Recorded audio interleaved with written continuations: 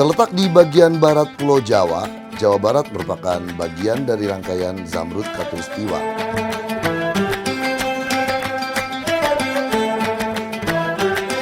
Daerah ini kaya akan sumber daya alam dan destinasi wisata, serta berpenduduk terbanyak di Indonesia.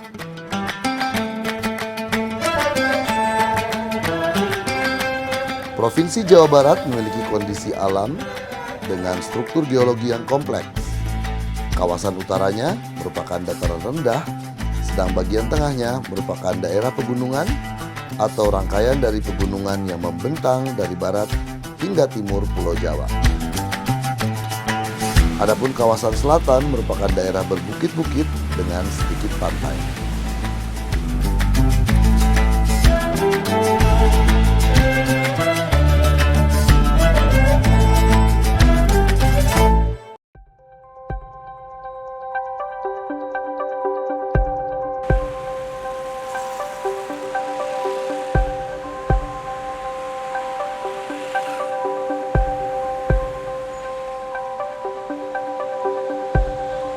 Kali ini tim Jabar Explore akan melakukan eksplorasi alam Jawa Barat bukan hanya di perkotaan, namun hingga ke pelosok.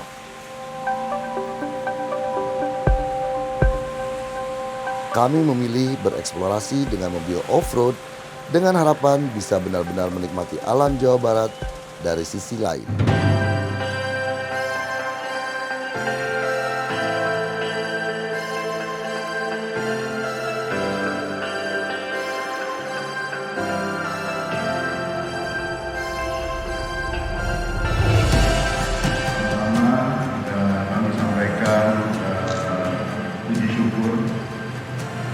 Pada hari ini dari apa yang kami lakukan pada saat ini untuk meningkatkan kembali potensi-potensi ekonomi khususnya dari UMKM. Jawa Barat punya keindahan yang seringkali kurang dipromosikan. Hari ini ekonomi sudah bergerak, yang tidak berkerumun tapi pariwisata yang sifatnya eksploratif, pariwisata yang sifatnya bisa lebih menjaga jarak.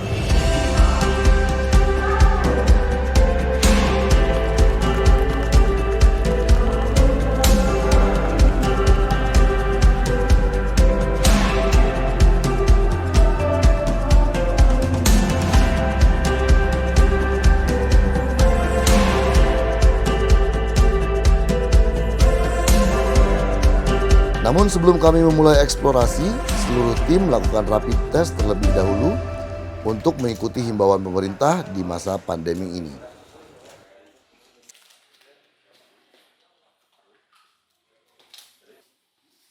Jabar Explore. Jabar Explore.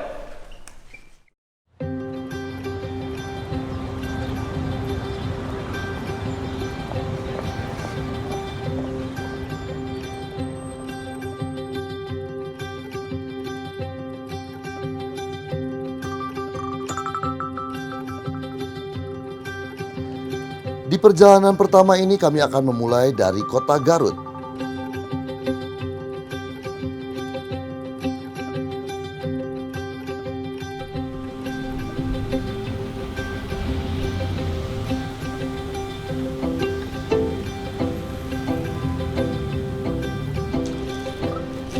Di sini kami diperkenalkan dengan beberapa UMKM dari Garut. Alhamdulillah dengan adanya kegiatan Jabar Explore ini, satu sisi kan membantu promosi pariwisata di Kabupaten Garut, tapi juga ikut juga membangun mempromosikan para pelaku UMKM yang ada di Kabupaten Garut. Termasuk juga kami menambah dengan membantu dalam hal transaksi pembayarannya secara digital. Tadi bisa ditransaksikan dengan QRIS.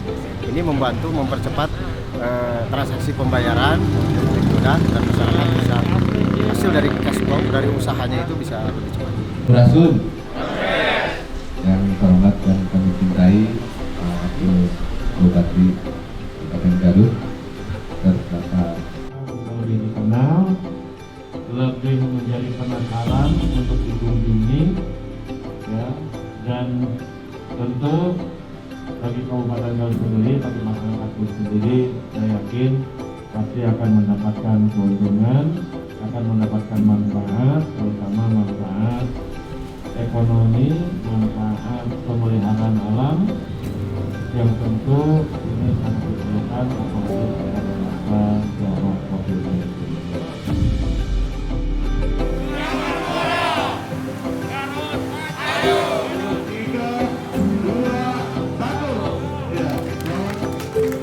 Oke, Jabar Explore hari pertama kita sekarang ada di Garut. Start dari Bank BJB Garut akan menuju ke peternak domba Garut kayaknya. Ya pastilah namanya juga di Garut ya.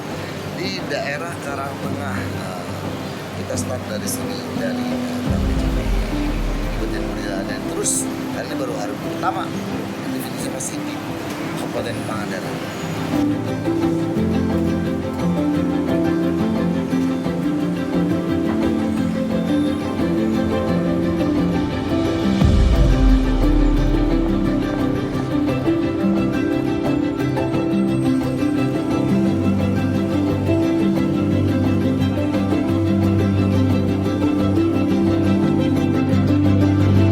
Sebagian besar wilayah kabupaten ini adalah pegunungan, kecuali di sebagian pantai selatan berupa dataran rendah yang sempit.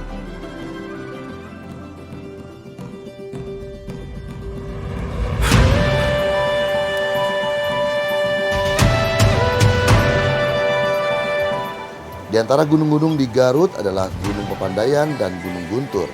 Keduanya terletak di perbatasan dengan Kabupaten Bandung serta Gunung Cikuray di selatan kota Garut.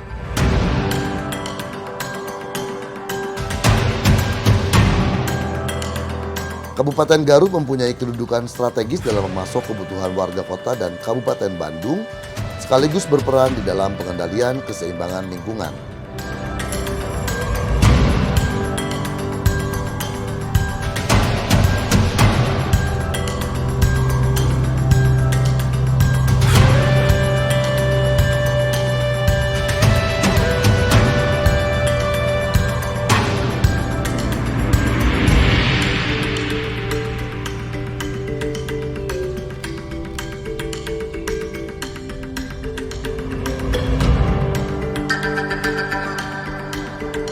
Dengan banyaknya pegunungan yang mengelilingi Garut, maka pertanian dan peternakan bukanlah hal yang asing di sini.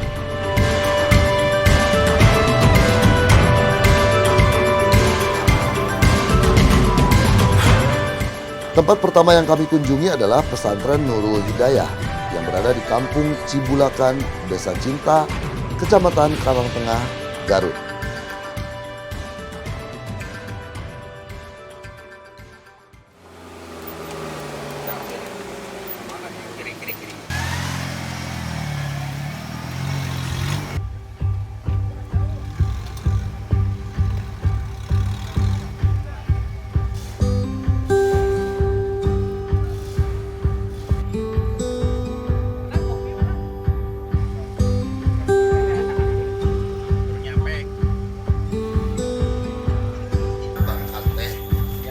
Di sini kami bertemu dengan Kang Cecep sebagai pengurus peternakan domba di pesantren ini.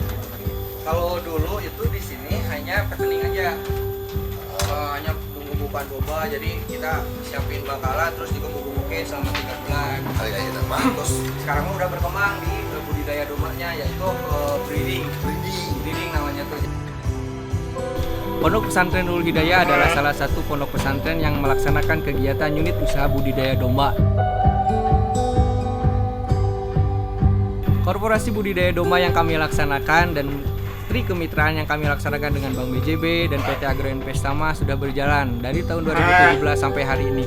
Alhamdulillah, bahkan hari ini Pondok Pesantren Nurul Hidayah mendapatkan CSR bergulir untuk pola pembiakan di kandang 2. Jadi secara tidak langsung Nurul Hidayah mengembangkan unit usahanya bukan hanya petiningnya saja, tapi breedingnya juga ada. Jadi secara tidak langsung ngambil di saku kiri ke saku kanan. Mudah-mudahan kegiatan kemitraan ini bisa terus dikembangkan dan bisa bermanfaat untuk pondok pesantren lainnya, khususnya di Kabupaten Garut, umumnya untuk Provinsi Jawa Barat.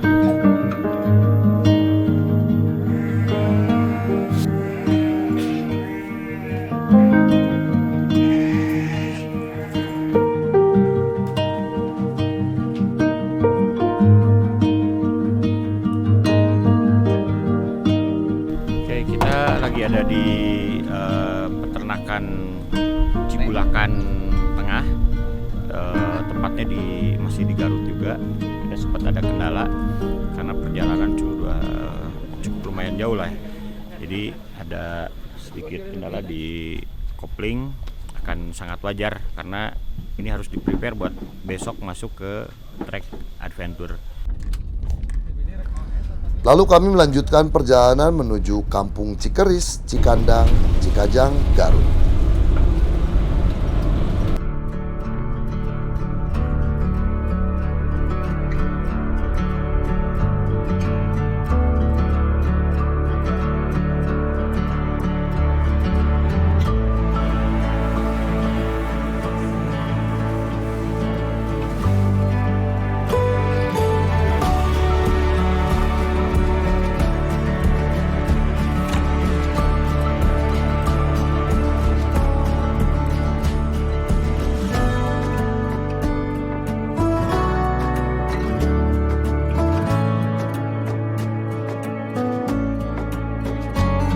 Nah, di Jabar Explore kali ini kita sekarang sudah masih di Garut dan di mitra binaan UMKM Bank BJB namanya Rajat Coffee. Kebetulan pas banget nih buat saya mah, pecinta kopi kan, dan konon kabarnya kopinya well banget. Kita ngobrol sama yang punyanya dan sambil mencicipi kopinya tentunya. Let's go.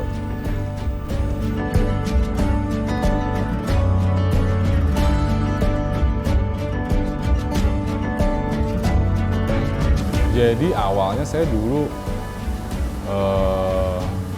kuliah di arsitek, kerjaan saya arsitek gitu. Cuman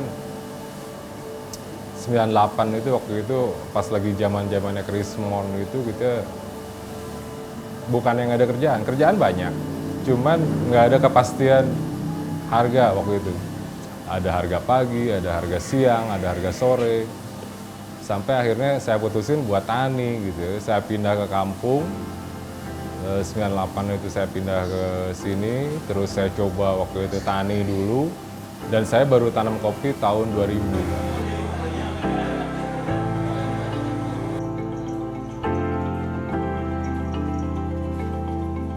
Ciri khas yang udah pasti sih di sini ya, satu kita punya yang namanya kopi kuning di sini.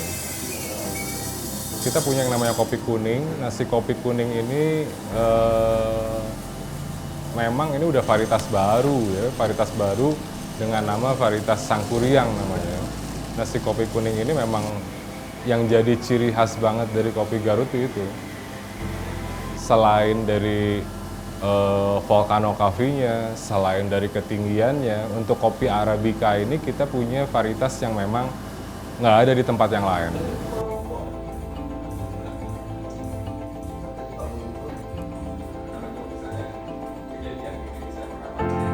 Kopi ini kalau saya bilang usaha yang nggak bakalan pernah mati. Kalau saya bilang di kopi ini, kalau kita bayangin ini dunia ini seperti ini, itu semua orang coba bayangin ini minum kopi semua. Tapi yang bisa ditanamin kopi ini cuma ekuator aja. Itu kelebihan kita. Jadi yang namanya kopi ini nggak ada cerita oversupply gitu. Ini seluruh dunia minum kopi setiap hari, tapi yang bisa nyuplai itu cuma ada di ekuator aja.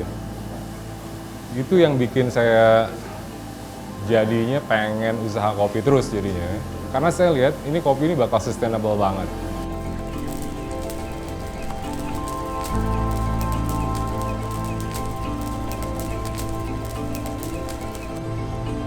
Karena hari mulai gelap, kami pun pulang menuju penginapan untuk mempersiapkan perjalanan besok.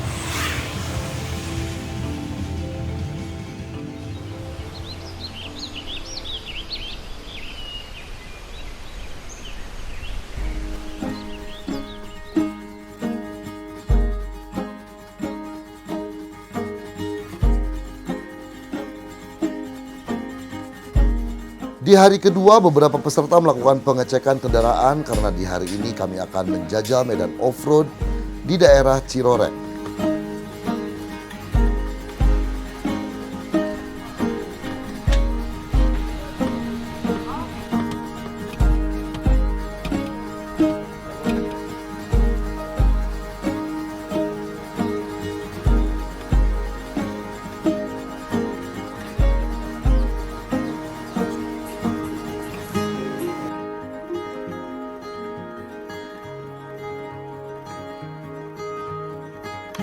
Tapi sebelumnya kami mampir di salah satu UMKM yang menjual salah satu minuman khas Jawa Barat, yaitu goyobot.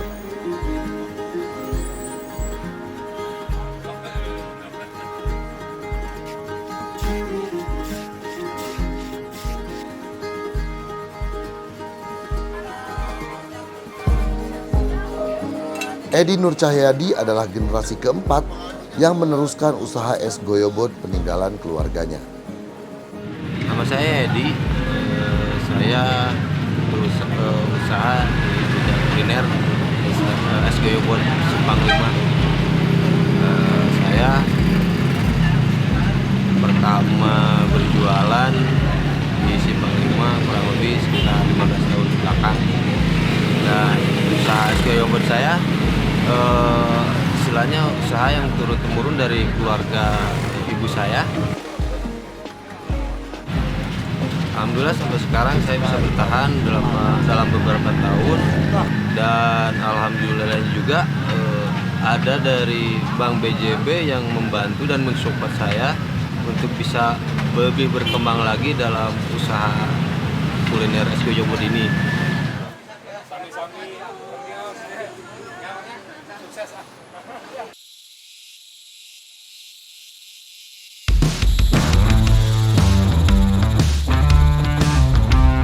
Dan inilah jalur off-road Kampung Cirorek, Karya Mekar, Kecamatan Cilawu, Kabupaten Garut.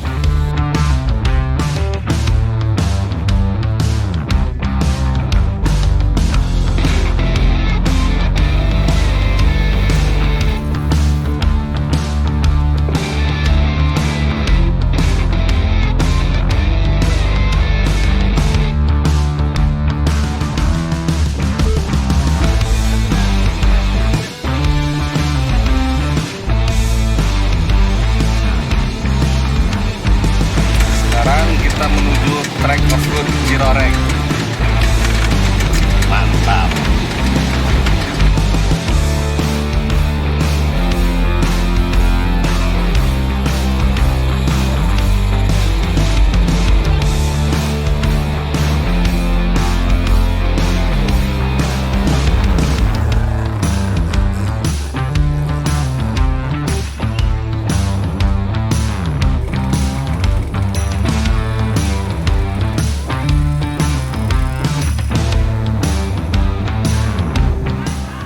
Indonesia memiliki kondisi alam yang menyediakan kesempatan untuk melakukan berbagai variasi wisata, termasuk off-road.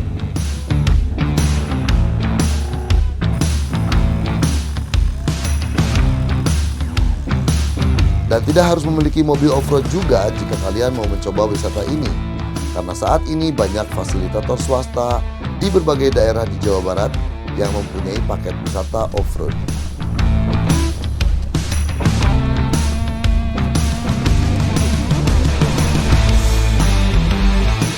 Semoga eksplorasi di kota pertama ini bisa lebih membuka wawasan bagi